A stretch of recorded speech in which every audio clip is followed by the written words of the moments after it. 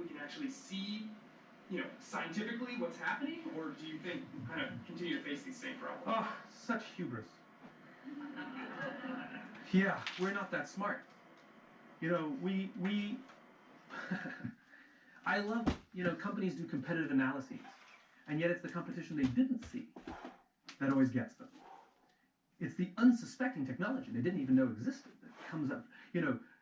MySpace was busy studying Friendster when Facebook showed up out of nowhere, right? And so we don't know. That's the point. We're so proud to believe that we've considered everything. The space shuttle blew up because of a bolt. Okay? Things go wrong all the time because of one idiot decision about somebody who didn't see something. But the housing crisis, mortgage-backed securities, the actuaries said that these have a 99% chance of success. Because the 1% chance that the whole housing market would collapse at one time. So there was no plan for that 1% chance because that's the point. It's hubris. The human animal, this machine, is a legacy machine living in a very modern world. Nothing about us has changed in 50,000 years. Zippo. The way we interpret information, the way we make decisions, our drive to try and form trusting cooperative relationships, our need to feel safe, to feel valuable, to feel like we belong, all here it is. And yet we're forced to operate in a very, very different environment. And it produces some inherent problems.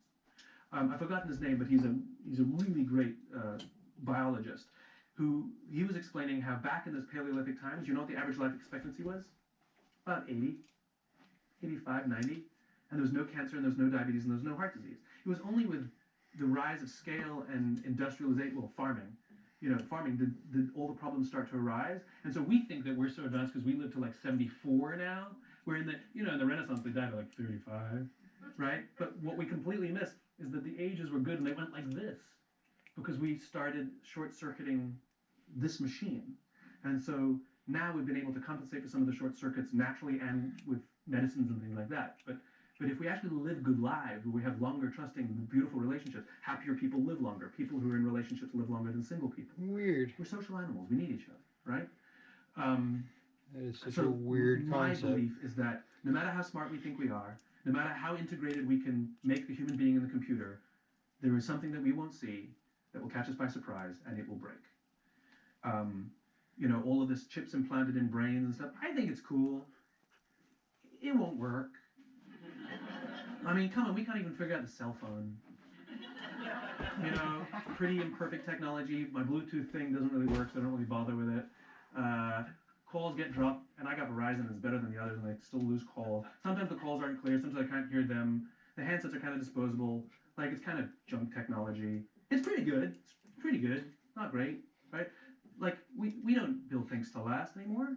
So, yeah, I think it's nice and That's why you build them to have replaceable parts. Yeah, it's good. They'll do some stuff, but it'll break. It's still pretty magical. So, it's pretty easy, I guess, to identify if your team or organization is safe once you're there. Yeah. But when you're looking for a new team or looking for, changing Yeah. to another org, how do you identify if that place is a safe place? So the question was, it's pretty easy to identify if your team is safe when you're in it. But if you need to change teams, how do you identify if it's safe? Great question. It's called dating. It's called making friends. It doesn't happen immediately, and you can't tell. You go on a first date, and it feels kind of good. And so you go to a second date, and it feels kind of good. And after 3 weeks, you're like, this is ridiculous. In other words, we make the decision to join teams, or we make hiring decisions too quickly sometimes. They met everybody on the team. We liked them. Okay. Now it didn't work out. It is our responsibility to assess the team we want to join based on their values and based on their beliefs. It's the concepts of why and the other things that I've written about. And there's some ways to figure that out. For example, ask them. You have to know your own before you can assess others, obviously. But here's a great example. Someone will approach me and say, we want you to invest in our company, our little startup. I go, great. What's your exit strategy? They go, 5-year exit strategy. I'm not interested. Because I'm not interested in things with short term. So there's little questions that I can ask. Who's in charge? Me. Who's your partner? I don't have one. I believe in mom and dad. I believe in CEO and COO. I believe in visionary and operator, working in concert to make it happen. When one person thinks they can do it all, not so much.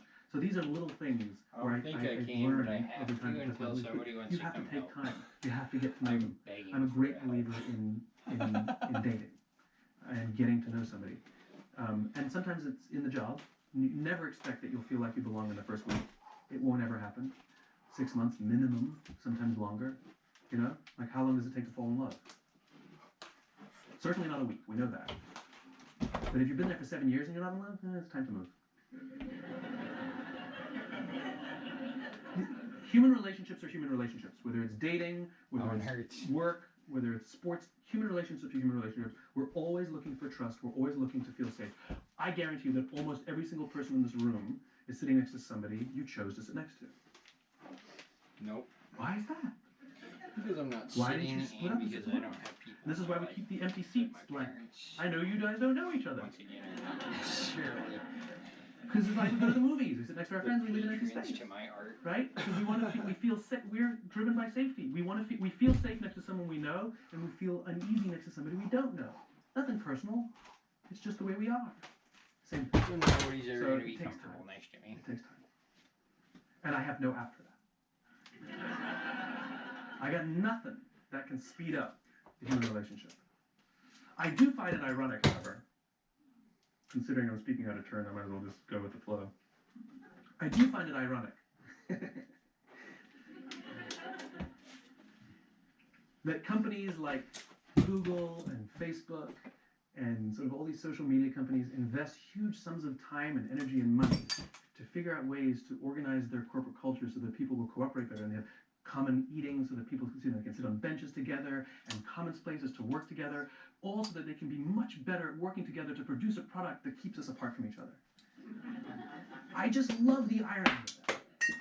You know, that they know what gets the best out of people is cooperation, so they can produce a product that leaves us not cooperating. I just love that. Yes? If you find yourself in a place that you consider unsafe, is your best strategy exit? No. The question was, if you consider yourself in a place that you feel unsafe, is the best strategy exit? Absolutely not. The best strategy is to step up. The best strategy is to be the leader you wish you had. The best strategy is to find someone you trust and say, we have each other, let's look after each other, but let's also commit to looking after everybody else. There's some good research on this as well. There was an article in HBR some time ago about how to deal with a toxic leader. And if you have a toxic leader, you can see this in dictatorships. Same idea, it's the same thing, right? So what dictators do is they seed paranoia and create separation amongst the people. Because dictators know that if the people come together, they're out. Dictators always fear the people. And that's because, anthropologically, it's not the leader that has the power, it's the group that has the power. We're social animals. Leaders have power over us as individuals, but as a group, we control the leader. And so in toxic environments where you don't feel safe, very often what happens is an environment of fear and paranoia is created such that the people no longer help each other. They're too busy worrying about themselves. Maybe you have one friend who watches your back, but it's not enough. And so they maintain their control. And so what you want to do is break down these barriers and say, hey guys, all we have is each other. If we're going to be happy at work and we're going to survive this and we're going to do good things, we have to look after each other. And what the research shows is two things happen. One, this person becomes completely emasculated. They lose their power. And usually higher ups then start to notice. Because they are very good at managing up and pretty bad at managing down. You're welcome. Yes, in the back. Last question. Oh, wait, no, we'll go longer. So how do you know a leader toxic to your community are many times have to protect themselves from the situation? Yes. Feels psychosis in such a way that you don't realize. Great question. The question was, how can you tell if someone's toxic? Because sometimes they say the right things and they present themselves as these wonderful leaders. Again, time. And this is the importance of consistency, right? There's a difference between consistency and intensity. And consistency always wins, right? You cannot be healthy by doing a cleanse once a month. You know, I'm going to cleanse. No, it doesn't work, right? You know what keeps you healthy? Being healthy every day. Mm-hmm. You know? Working Going to out the gym and working out for 10 hours doesn't make you healthy. Doing a little bit every day makes you healthy, right? So consistency was always king over intensity, which is why reorgs don't work, because it's an intense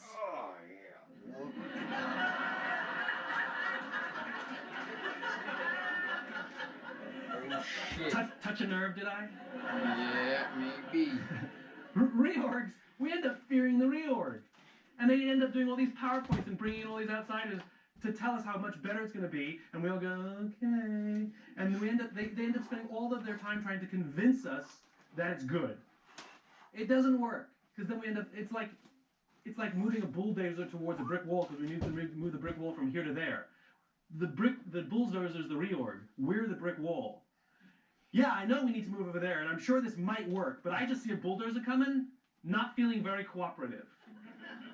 However, if somebody says, look, slowly is how we're going to do it, and we don't expect everybody to make the change, we're going to take a couple people who want to volunteer. It might not work out. If you want to volunteer and be an early adopter, we're going to try. We take 1 brick, and then we take 2 bricks, and then we take 4 bricks, and we have a small wall and a few people who are kind of naysayers and go, oh, I guess it will work. We'll try too. And before you know it, you move the whole wall, and you can't move back again because it's now the new norm. That's how change is supposed to happen. I don't believe in revolution, which is what reorgs are. They're sudden. They're usually a lot of upheaval. I believe in evolution, of which the results can be revolutionary. Boom. So, Boom, motherfuckers. Yeah. What? What was the question? Yeah, it was tragic. Oh, Can you repeat the question? when they say and do the right thing. Okay. I like my little aside though.